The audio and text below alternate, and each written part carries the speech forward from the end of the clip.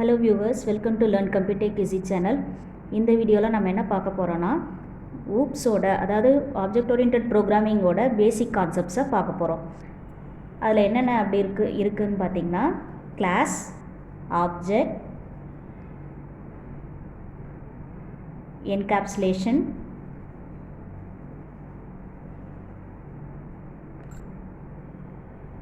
Inheritance and polymorphism.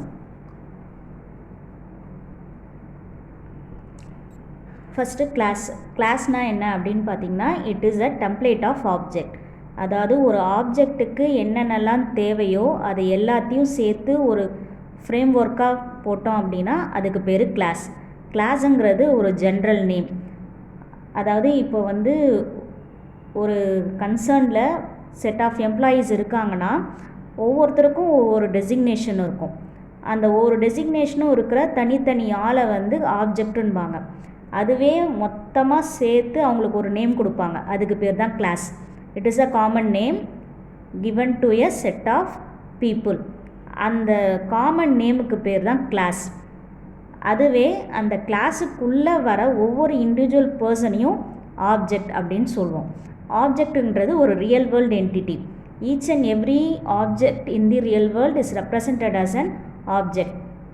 ஒவ்வொரு ஆப்ஜெக்ட்டுக்கும் ஒரு செட் ஆஃப் ப்ராப்பர்ட்டி இருக்கும், செட் ஆஃப் ஃபங்க்ஷன்ஸ் இருக்கும். இப்போது ஒரு ஆஃபீஸில் எம்ப்ளாயின்னு சொல்லிட்டோம். எம்ப்ளாயின்றது common name for all the employees, all the types of employees. ஆனால் ஒவ்வொரு அந்த கிளாஸ்க்குள்ளே இருக்கிற இண்டிவிஜுவல் ஆப்ஜெக்டை எடுத்தோம் அப்படின்னா ஒவ்வொரு ஆப்ஜெக்ட்டுக்கும் தனித்தனி இண்டிவிஜுவாலிட்டி இருக்கும். இப்போ எம்ப்ளாயீஸ்ன்னு நம்ம ஜென்ரலாக கொடுத்துட்டோம், அது கிளாஸ்ன்னு சொல்லிட்டோம். அந்த கிளாஸுக்குள்ளே செட் ஆஃப் எம்ப்ளாயீஸ் வருவாங்க. ஒவ்வொருத்தவங்களுக்கும் ஒரு டெசிக்னேஷன் இருக்கும். அதாவது மேனேஜர்னு ஒரு டெசிக்னேஷன் இருக்கும், பியூனுன்னு ஒரு டெசிக்னேஷன் இருக்கும், அக்கௌண்டன்ட்னு ஒரு டெசிக்னேஷன் இருக்கும். இப்போ ஒவ்வொருத்தருக்கும் செட் ஆஃப் ப்ராப்பர்ட்டிஸ் இருக்கும். ஒவ்வொருத்தவருக்கும் ஆட்ரிபியூட்ஸ் வேறுபடும். அதாவது இப்போது மேனேஜருக்குன்னா அவருக்கு நேம் இருக்கும், ஐடி இருக்கும். அதே மாதிரி அவருக்கு டெசிக்னேஷன் என்னென்னு இருக்கும், அவரோட சேலரி இருக்கும், அவரோட எக்ஸ்பீரியன்ஸ் இருக்கும். அதே மாதிரி ஒரு பியூனுக்கும் அதே மாதிரி இருக்கும். ஆனால் அவங்களோட ஒவ்வொரு ஆப்ஜெக்ட்டுக்கும் ஏற்ற மாதிரி அவங்களோட ஆட்ரிபியூட்ஸோட வேல்யூஸ் மாறும். ஸோ கிளாஸுங்கிற ஒரு ஜென்ரல் நேமுக்குள்ளே ஜென்ரலாக இருக்கிறத கிளாஸுன்னு சொல்லிவிட்டு அந்த கிளாஸுக்குள்ளே இருக்கிற ஒவ்வொரு இண்டிவிஜுவல் ஆப்ஜெக்டையும் ஆப்ஜெக்ட் அப்படின்னு சொல்லுவோம். அடுத்தது என்கேப்சுலேஷன்.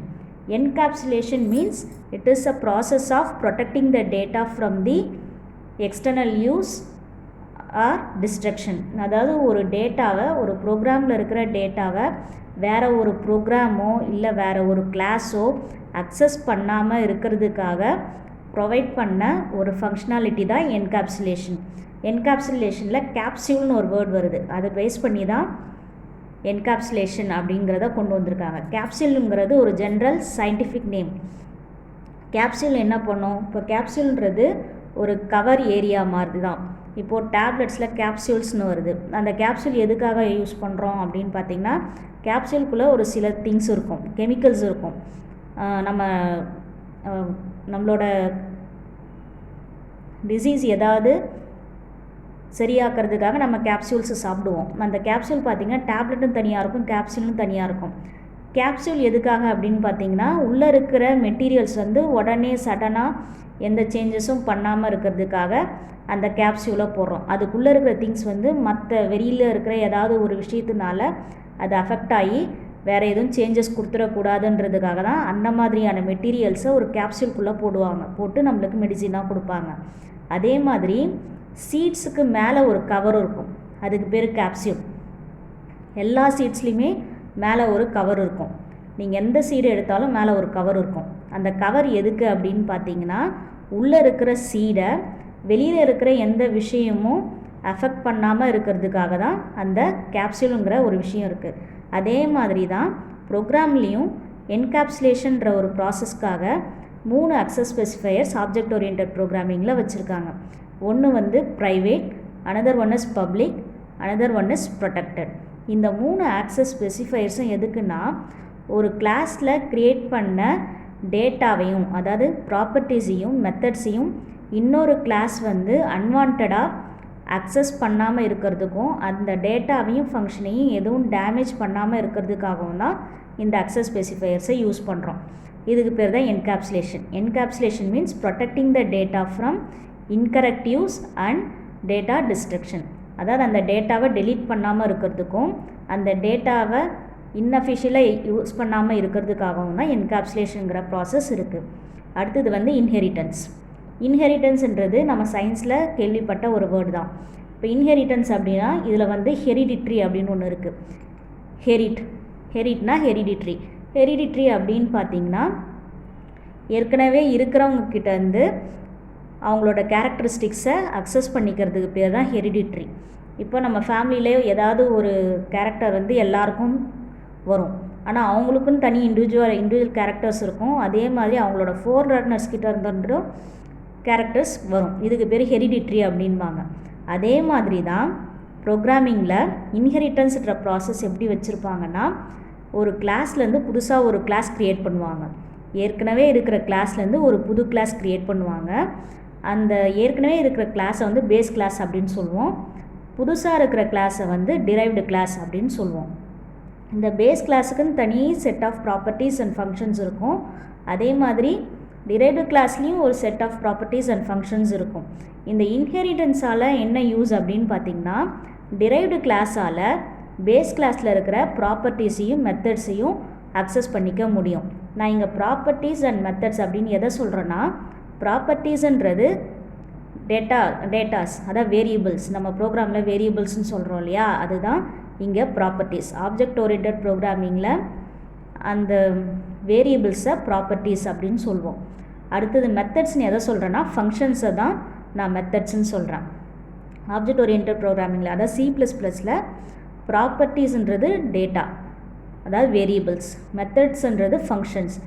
பேஸ் கிளாஸில் இருக்கிற மெத்தட்ஸையும் ப்ராப்பர்ட்டிஸையும் டிரைவ்டு கிளாஸ் வந்து அக்சஸ் பண்ணிக்க முடியும் யூஸிங் இன்ஹெரிட்டன்ஸ். இன்ஹெரிட்டன்ஸில் நிறைய டைப்ஸ் இருக்குது. Single inheritance, multi level inheritance, multiple inheritance and hybrid inheritance. இத்தனை டைப்ஸ் ஆஃப் இன்ஹெரிட்டன்ஸ் இதில் இருக்குது. இன்ஹெரிட்டன்ஸ் என்ற கான்செப்டை நம்ம தனியாக இன்னொரு வீடியோவில் பார்க்கலாம். அடுத்தது பாலிமார்ஃபிசம். பாலிமார்ஃபிசம் அப்படின்னா என்னென்னா, making many forms. Making many forms.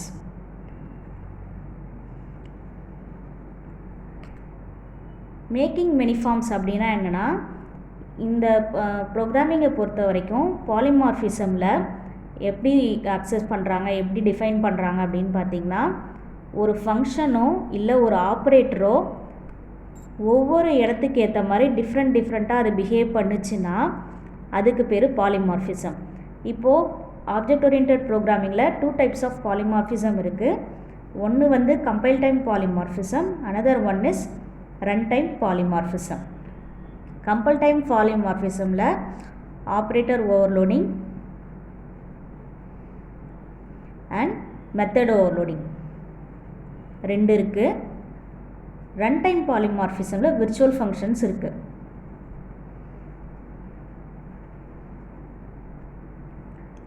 Compile time பாலிமார்ஃபிசம்னா கம்பைல் பண்ணும்போதே அது டிஃப்ரெண்ட் ஒரே ஃபங்க்ஷன் நேம் வந்து ஒரே ஃபங்க்ஷன் நேமோ ஒரே ஆப்ரேட்டரோ டிஃப்ரெண்ட்டாக ஒர்க் பண்ண போகுது அப்படின்றது தெரியும். ரன் டைம் பாலிமார்ஃபிசமில் வந்து அப்படி இருக்காது. அதில் ஆப்ரேட்டர்ஸோ இல்லை வந்து டேட்டா டைப்ஸோ டிஃப்ரெண்ட்டாக இருக்காது. ஒரே ஃபங்க்ஷனாக தான் இருக்கும். ரன் டைமுக்கு போகும்போது ஆப்ஜெக்ட்டுக்கு ஏற்ற மாதிரி அது ஒர்க் ஆகும் ரன் டைம் பாலிமார்ஃபிசமில். அதனால தான் அது விர்ச்சுவல் ஃபங்க்ஷன் அப்படின்னு சொல்கிறோம். விர்ச்சுவல்னால் ஒரு இமேஜினரியாக இருக்கும். ஒரே ஃபங்க்ஷன் மாதிரி அது தெரியும், ஆனால் ஒர்க் பண்ணும்போது அது எக்ஸிக்யூட் பண்ணும்போது வேறு மாதிரி எக்ஸிக்யூட் ஆகும். கம்பைல் டைம் பாலிமார்ஃபிசமில் operator overloading and method overloading இருக்குது. ஆப்ரேட்டர் ஓவர்லோடிங்னா என்ன அப்படின்னு பார்த்திங்கன்னா, ஒரே ஆப்ரேட்டர் டிஃப்ரெண்ட் டைப்ஸ் ஆஃப் வேரியபிள்ஸில் யூஸ் பண்ணும்போது டிஃப்ரெண்ட் டைப்ஸ் ஆஃப் ஃபங்க்ஷன்ஸை அது கொடுக்கும். இப்போ ஆப்ரேட்டர் ஓவர்லோடிங்கில் ப்ளஸ்ன்னு ஒன்று எடுத்துக்கிட்டிங்கன்னா, ப்ளஸ் வந்து இப்போது இன்டிஜர் வேரியபிளையோ இல்லை ஃப்ளோட் வேரியபிளையோ நம்ம யூஸ் பண்ணோம் அப்படின்னா அது வந்து அடிஷன் ஆப்ரேஷனை பண்ணும். அதுவே ஒரு ஸ்ட்ரிங் வேரியபிளை நம்ம ஆப்ரேட்டரை யூஸ் பண்ணோம், ப்ளஸ் ஆப்ரேட்டரை யூஸ் பண்ணோன்னா அது கன்காட்டினேஷன் ஆப்ரேட்டராக மாறிடும். அதுதான் ஆப்ரேட்டர் ஓவர்லோடிங். ஒரு ஆப்ரேட்டர் டைப்ஸ் ஆஃப் டேட்டாவை பொறுத்தோ இல்லை நம்பர் ஆஃப் டேட்டாவை பொறுத்தோ அந்த ஆப்ரேட்டர் வேறு ஒரு ஃபங்க்ஷனை கொடுத்துச்சுன்னா, டிஃப்ரெண்ட் ஃபங்க்ஷனை கொடுத்துச்சுன்னா அது operator overloading. Next is method overloading. Method overloading அப்படின்னா என்னென்னா, ஒரே ஃபங்க்ஷன் நேம் தான் இருக்கும், நேம் வந்து சேமாக தான் இருக்கும், உள்ளே இருக்கிற டைப்ஸ் ஆஃப் டேட்டாவோ இல்லை நம்பர் ஆஃப் டேட்டாவோ வேரி ஆகும். அப்படி வேரி ஆகும்போது அந்த ஒவ்வொரு ஃபங்க்ஷனும் வேறு மாதிரியான ஃபங்க்ஷனாலிட்டிஸை கொடுக்கும், வேறு ஒரு அவுட்புட் கொடுக்கும். இப்போது வேரியபிளே உள்ளே வந்து இன்புட்டே இல்லாமல் இருக்கும், அதாவது அந்த ஃபங்க்ஷன் நேமில் பேராமீட்டர் இல்லாமல் இருக்கும், இல்லைன்னா 2 பேராமீட்டர் இருக்கும், இல்லைனா 3 பேராமீட்டர் இருக்கும், இல்லைன்னா அந்த பேராமீட்டர்ஸோட டேட்டா டைப் வேறு மாதிரி இருக்கும். ஆனால் ஃபங்க்ஷனோட நேம் மட்டும் ஒன்றா தான் இருக்கும். அந்த ஃபங்க்ஷன் நேம் வந்து ஒன்றா இருக்கும், ஆனால் உள்ளே இருக்கிற ஆப்ரேஷன்ஸ் வந்து வேறு மாதிரி இருக்கும், டிஃப்ரெண்ட்டாக இருக்கும். இது எப்படி ஒர்க் ஆகும்னா, நாம் கொடுக்குற கால் பண்ணும்போது அந்த ஃபங்க்ஷன் நேம் கூட கொடுக்குற பேராமீட்டர் லிஸ்ட்டை பொறுத்து தான் அந்த ஃபங்க்ஷன் ஒர்க் ஆகும். அதாவது ஒரே ஃபங்க்ஷன் நேமு டிஃப்ரெண்ட் பேராமீட்டர்ஸ் இருந்துச்சுன்னா அந்த பேராமீட்டர்ஸ்க்கு ஏற்ற மாதிரி அந்த ஃபங்க்ஷன் டிஃப்ரெண்ட்டான ஆப்ரேஷன்ஸை பண்ணும். அப்படி பண்ணுச்சுன்னா அது method overloading. That's all about the concepts of OOPs. இந்த கான்செப்ட்ஸில் உங்களுக்கு எதாவது டவுட் இருந்ததுன்னா கமெண்ட் செக்ஷனில் கமெண்ட் பண்ணுங்கள். இந்த வீடியோ எப்படி இருந்ததுன்றதை ஃபீட்பேக்காக கமெண்ட் செக்ஷனில் கொடுங்க. இந்த வீடியோ உங்களுக்கு பிடிச்சிருந்ததுன்னா லைக் பண்ணுங்கள், ஷேர் பண்ணுங்கள். லேர்ன் கம்ப்யூட்டர் டெக் ஈஸி சேனலை சப்ஸ்கிரைப் பண்ணுங்கள். தேங்க்யூ.